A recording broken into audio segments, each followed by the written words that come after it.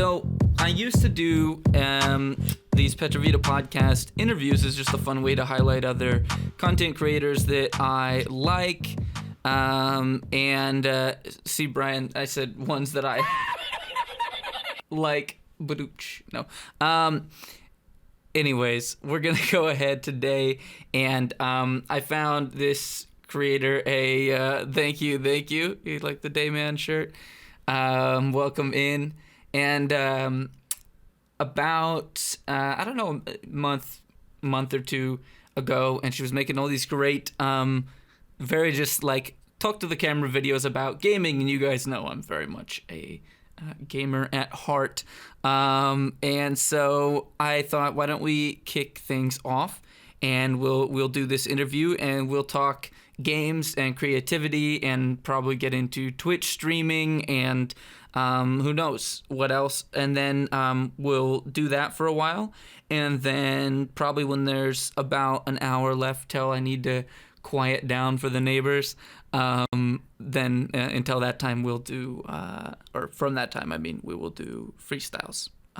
So back to the regular scheduled program. So this creator's name is elderberrybat. No, it is not Ash this week, okay? You never know what's coming.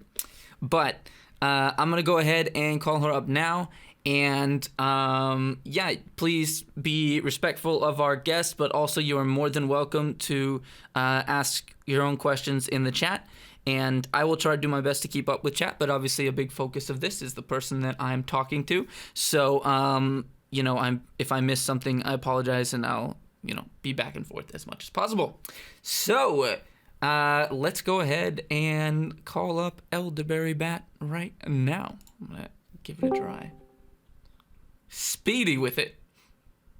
Quick draw. Hello. We go ahead and switch over to my podcast thing here.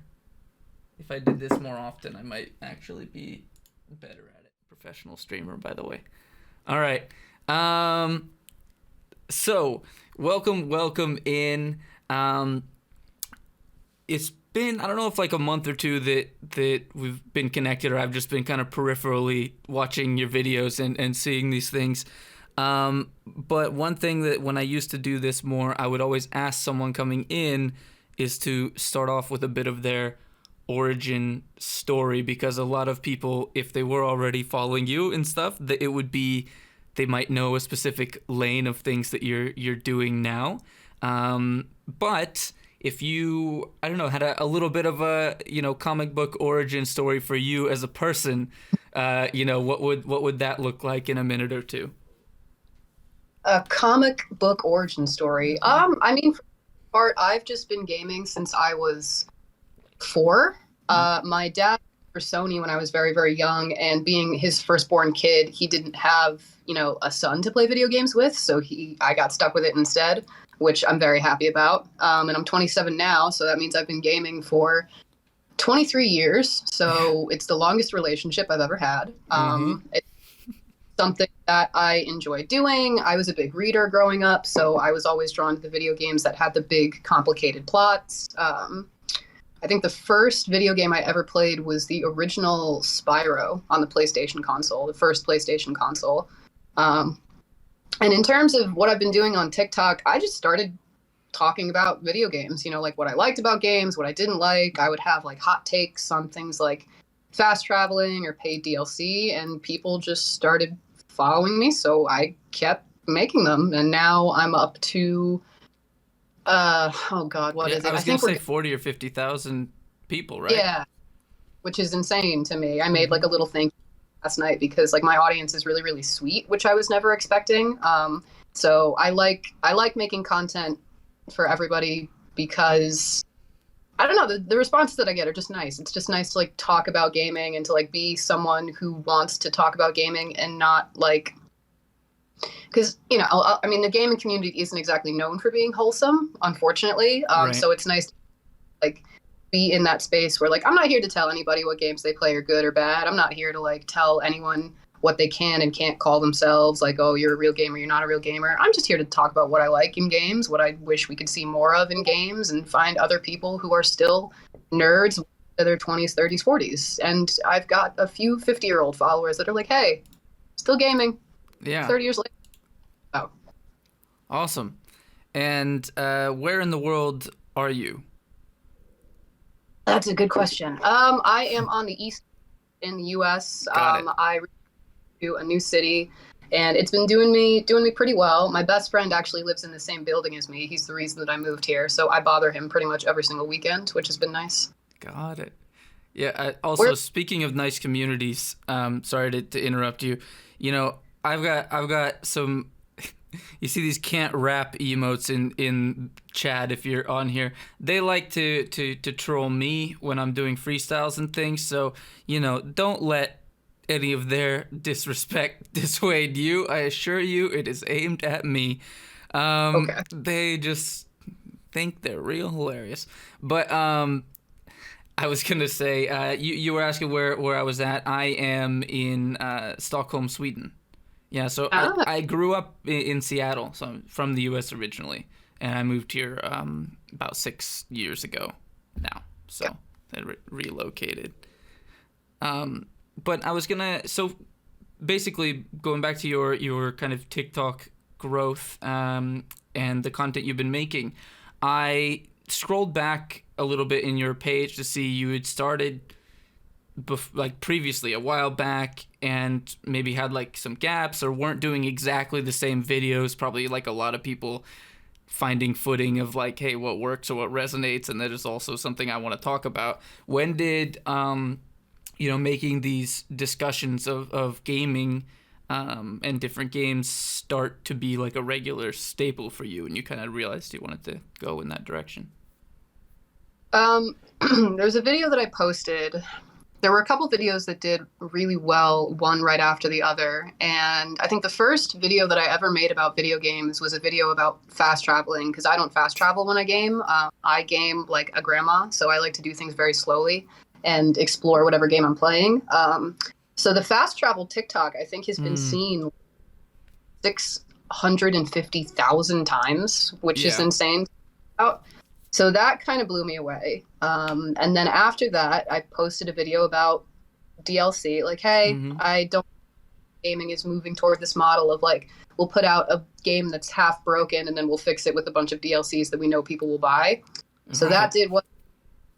And then people started asking me questions. Like at that point, I don't know what me gave off any kind of like authority vibes, but people started asking me about their favorite games. And then once you kind of get people asking you questions, the content kind of creates itself at that point, because you don't really need to like think of a video topic if there's 4 or 5 questions in your comment section that you could talk about. So it was just like, okay, people want my opinion on the Fallout New Vegas DLCs. People want my opinion on the difference between a paid DLC versus a free DLC. So then I just kind of ended up in that niche. And I think, unfortunately, I think TikTok prefers creators that have their specific niches, because like if I try to talk about something else, that video doesn't really do as well. But it's not necessarily a bad thing. It's just, I think TikTok wants to know what kind of content they can expect from you, so they know who to show it to, if that makes sense. Yeah, I think I've definitely gone back and forth on this and the types of things that I want to make and work through, and I felt very very much the same, or found the same things to be true. I was also going to say, Mez, I see your message in the chat. I think that's usually, it's a Discord thing if I talk over, so I try to be not to talk over your replies so I don't cause any feedback or anything. But I was going to say, anyone in the chat as well, if you have questions throughout, you're more than welcome to ask them of our guest or of me, but you guys get me all the time, so hopefully our guest.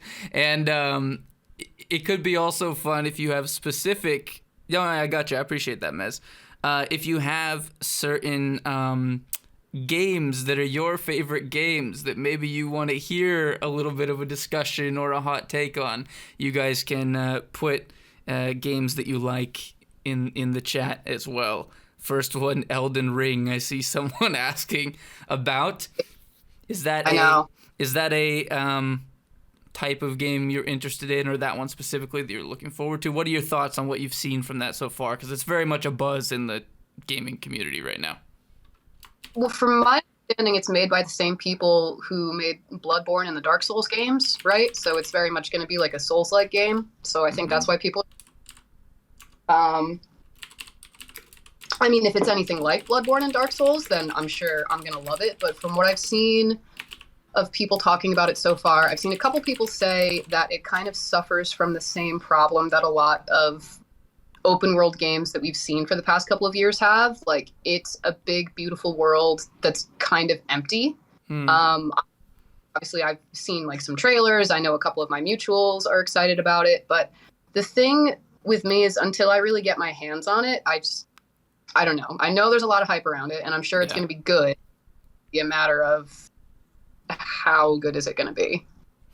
Do you enjoy Souls games? I haven't seen if you've done videos on those before, but I haven't done them yet, because the thing is, I've played Bloodborne, and I've tried my hand at a couple of the Dark Souls games, but I haven't played them recently. So the thing with me on my channel is I don't like to talk about games that I haven't beaten or at least played recently.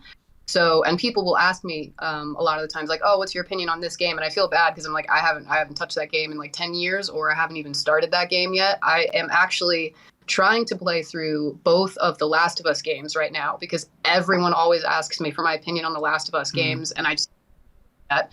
The crazy thing is, there was a while where I was kind of shitting on Assassin's Creed Odyssey for a while, because I was so excited for it, and it ended up just kind of being a disappointment for me. And the time where I was talking about it was right around when Assassin's Creed, the Viking one, was set to come out.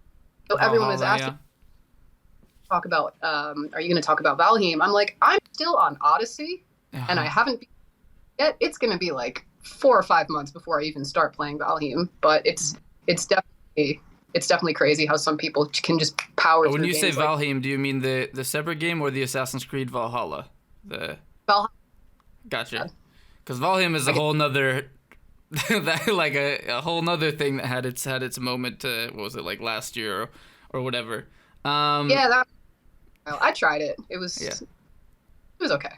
I think for me, I don't know how you feel about this, but I really, I find it so much easier to connect with a game and enjoy it if there's a strong lore or story element, because that's like one of my favorite parts of the escape.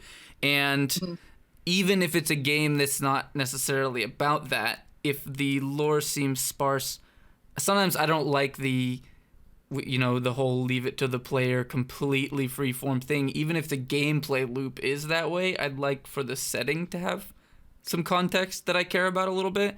And so sometimes I have trouble getting into games where I don't feel that as much. And for Valheim, that was a bit, for me, I remember feeling that way. I didn't stick with it for too long.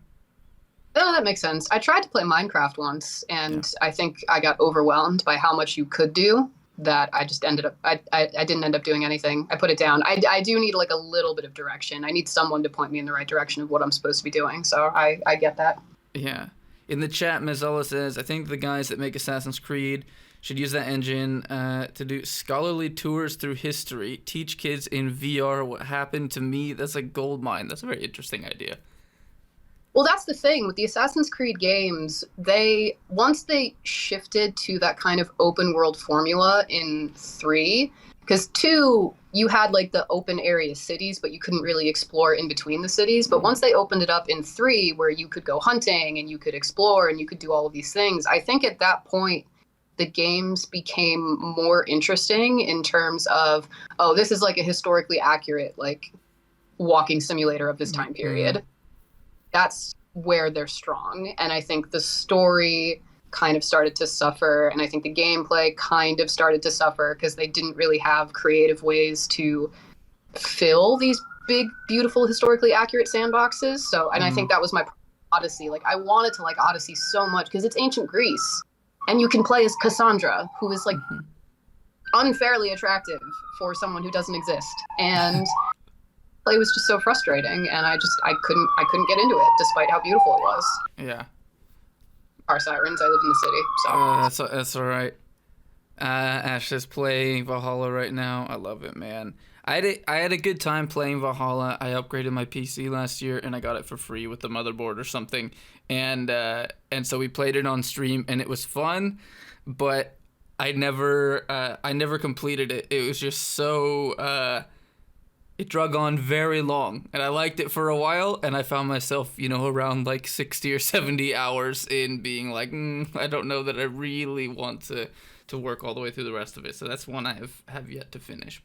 But also I think I grew up without any consoles, and so when I was a kid, I started actually playing PC games with my grandpa when I was like 6, and like my family had the family computer at home that I would play stuff on. But I think I didn't get into the beginnings of a lot of franchises that people are kind of endeared to now because of that. And so, like, for example, I had never played an Assassin's Creed game before that, and so I was went diving on YouTube for lore catch-up videos before I started it. But I don't know. It is interesting, and this idea of, I think I wanted to pivot a little bit into Mezala's question about VR. What's your take on VR in general right now? Is it something you have experience with? Is it something you care about? I think there's a lot of potential to do really, really cool things with VR. I personally don't have the space for like a VR setup.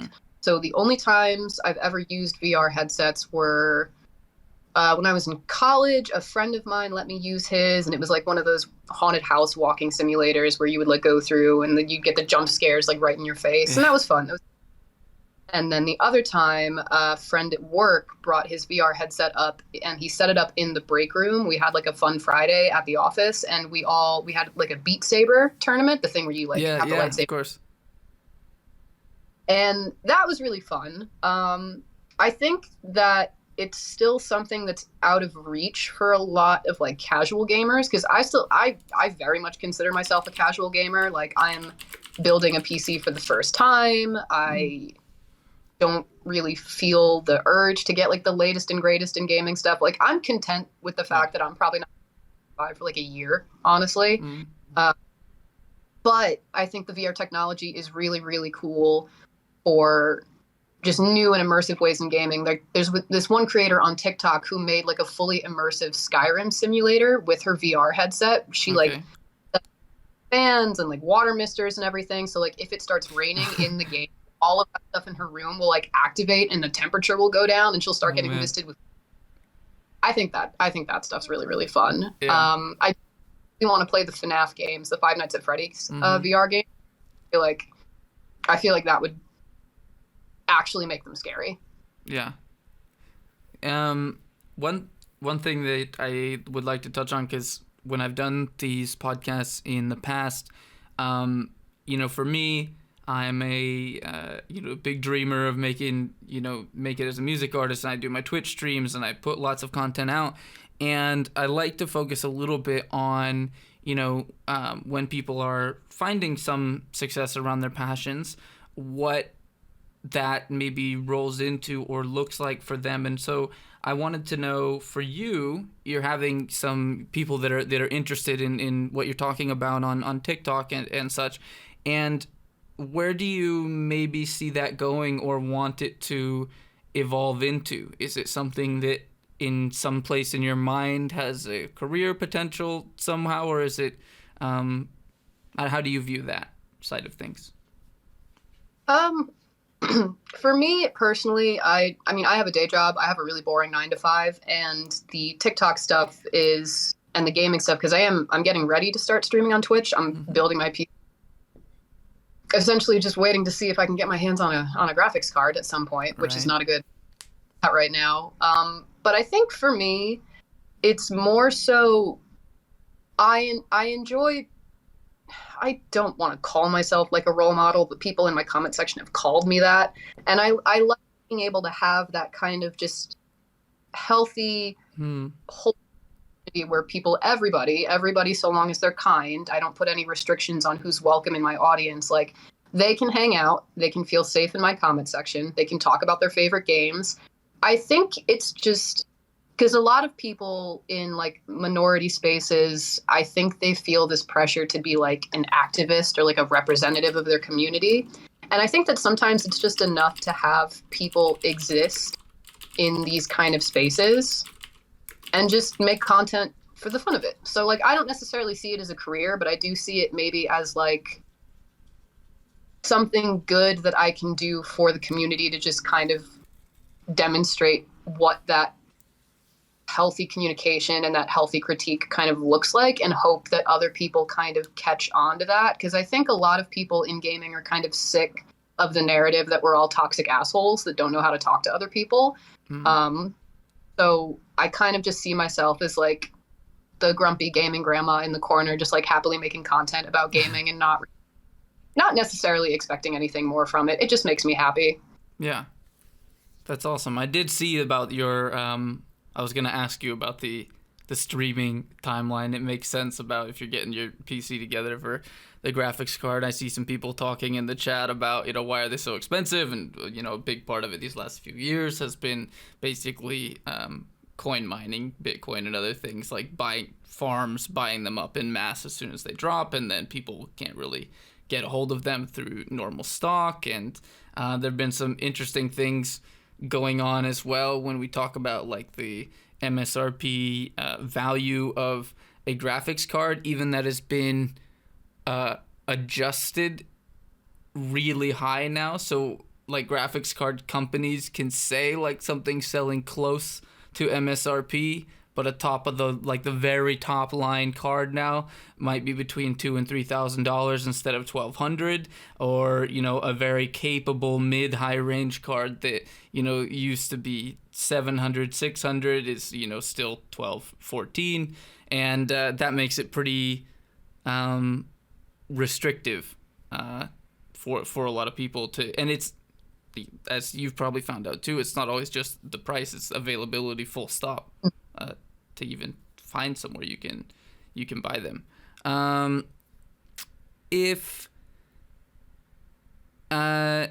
Okay, something I wanted to ask about as well, sorry. Your name, where does it come from for what you use as your tag, elderberrybat? Well, I love bats. I have bat tattoos. I have one on each shoulder. Okay. They're so I figured I would do something with bats. And then I just kind of was thinking of something catchy, like what goes with that? What can I use? For a while, I was like, maybe I'll do like Earl Grey bat because I love tea. And one of my favorite movies growing up was Monty Python and the Holy Grail. I'm not sure if you've seen it. Yes, I have.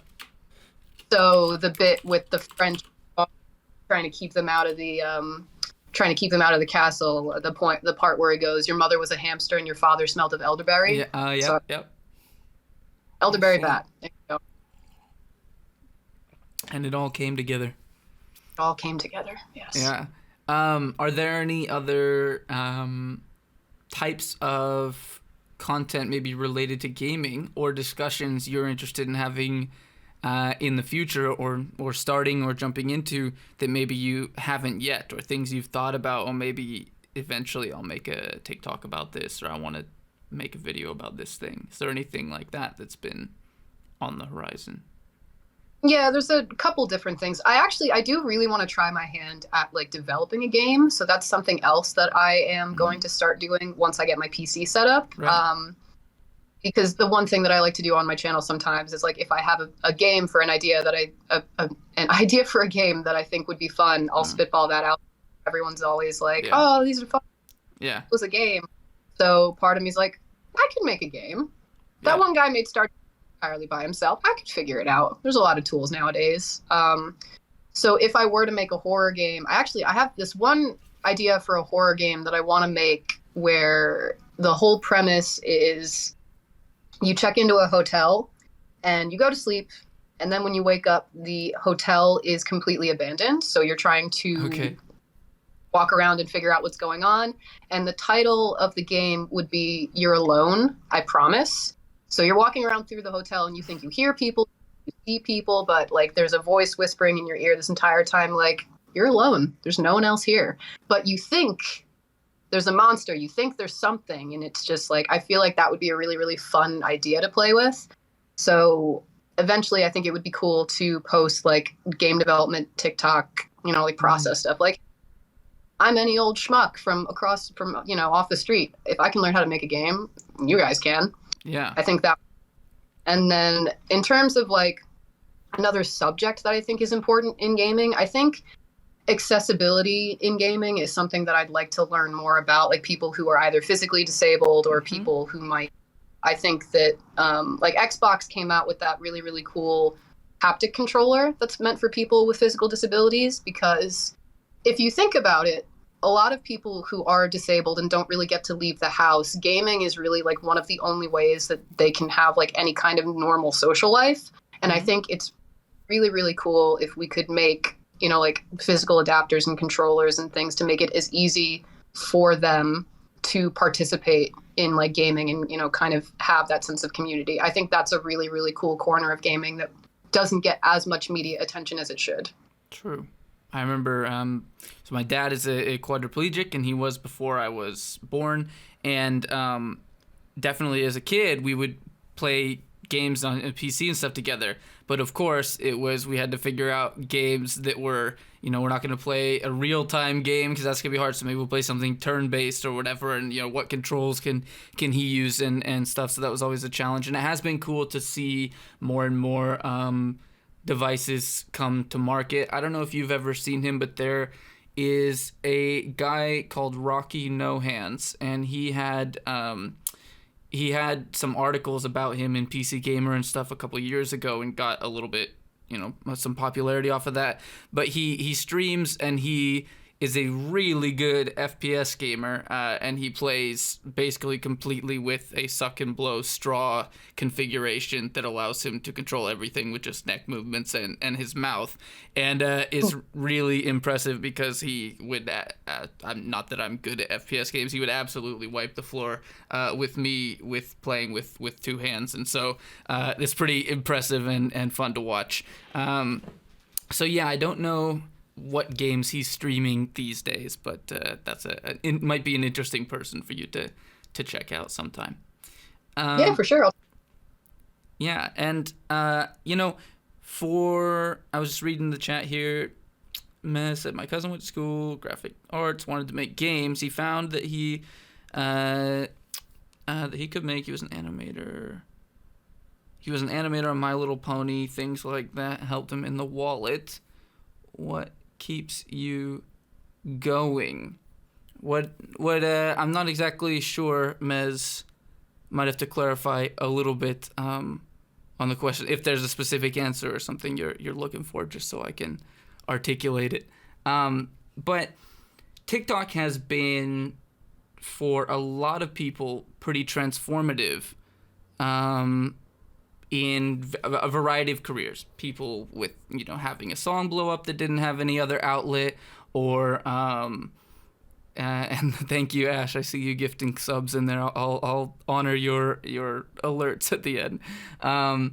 But people have all kinds of things, all kinds of really interesting things have been opened up to the world, and if not monetized, then at least popularized so that people can maybe make a living off of something they really love somewhere else, or bring, siphon people into other channels. I know, like, when I do live streams on Reddit, brings people to Twitch, or I do things on TikTok and then I get new followers on Instagram. And so there's that kind of pass through.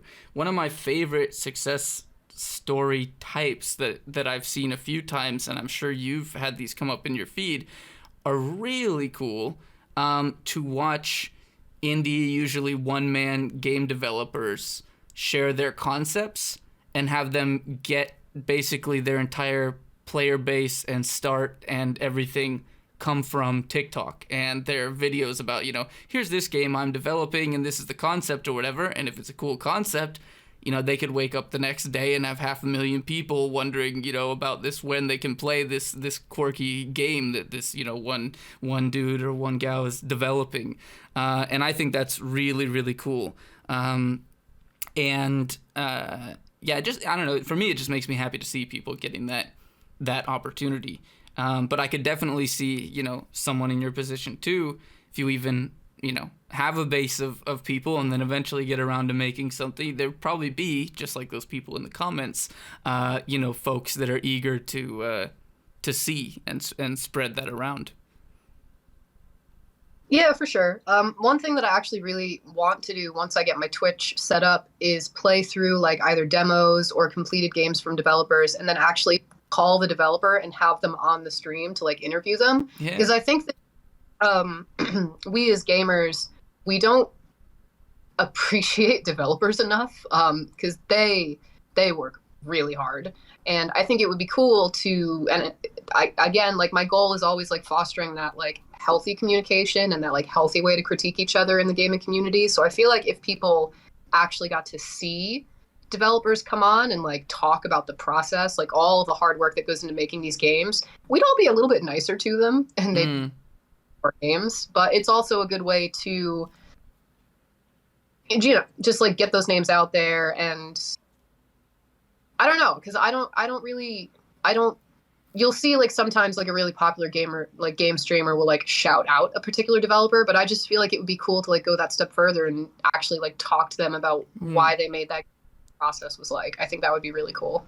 And putting, I think when it comes to shout outs and things, giving a face and a voice to the person that you're shouting out and letting them kind of express in real time on your channel or whatever outlet, definitely kind of, as you're saying, gives an extra push to that shout out or that sentiment that this is someone you want to bring attention to or show off what they're doing. Speaking of the video game industry, and now I kind of get what you're saying, Mezala in the chat about wanting to do video games, but instead he, found that he was really only able to get his foot in the door doing animation for what he thought he was doing. And welcome new people coming in the chat.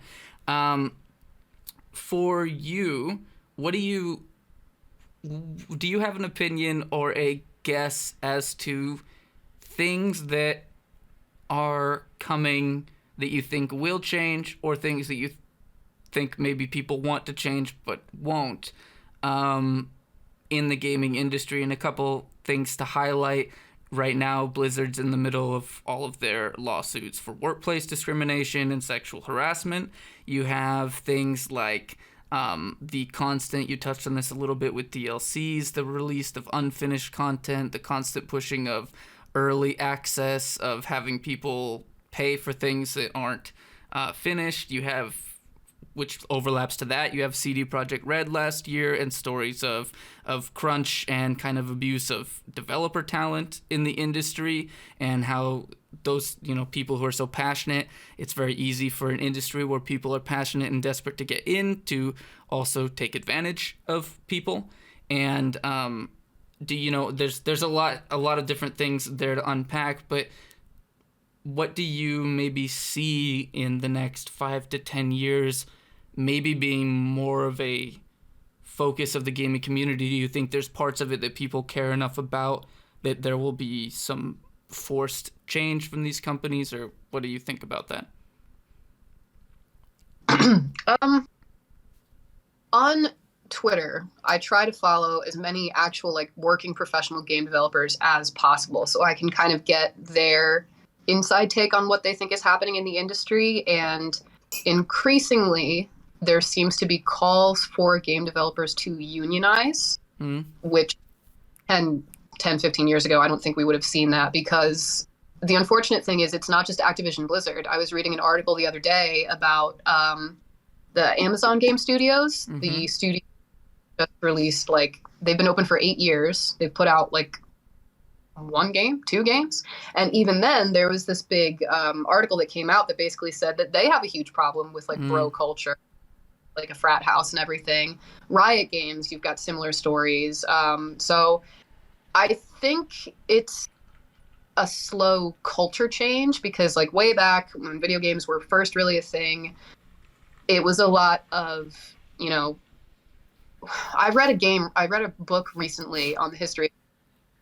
One of the founders of the Atari company, the book made a note to mention that several times, like, the culture was him and a bunch of guys would just get high and go to work, and they would have crazy parties on the weekend, and they would name the projects, the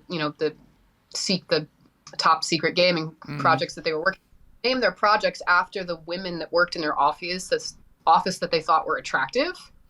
So kind of been this like weird bro culture from the beginning. And I think that as gaming has become more popular and there's more money involved and there's more prestige involved, those kind of just get multiplied, because then it's the star power, and then people kind of feel like they can do whatever they want.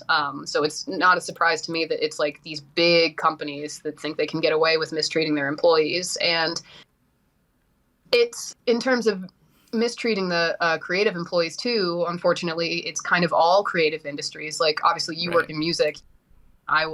Music kind of has these problems, but like with tabletop games or with animation or with, we're seeing the Hollywood production team striking right now because they're expected to work like 12, 14-hour days. It's this weird clash of like the arts and business. It's like we need creative people because they have a specific skill set, but we don't value their skill set. So even though we're going to get away with only paying them as much as we can.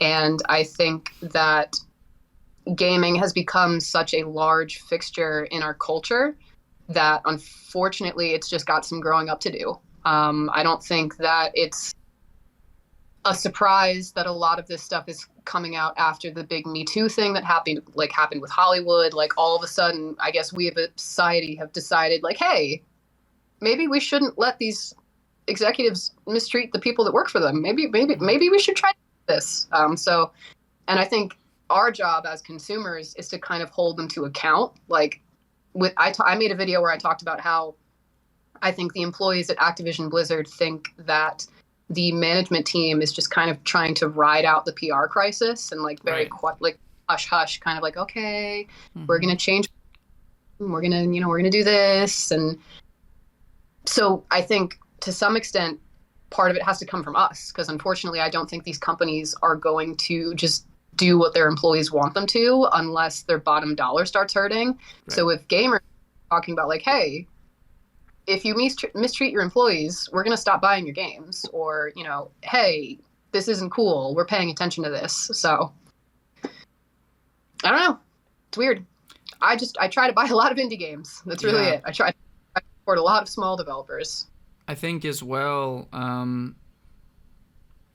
you touched on the music industry, and one thing that I think is probably, I haven't thought about it this way, but it's probably a big part of why I like, when I was talking about the indie dev stories blowing up on TikTok and seeing someone's, game get a bunch of new players for, just one person working on it or whatever. You talk about the bottom line and also, what people want, then what they're going to spend money on. And I think in music, there's been a pretty good case study, because there are plenty of major labels that still have a lot of power in parts of the music industry, but it is absolutely diminished drastically compared to even a decade ago, because artists have so many ways to do things on their own. And you have a lot more people putting things out that get discovered not by a specific, A&R rep from a agency or a music label, but by the public and people who like it.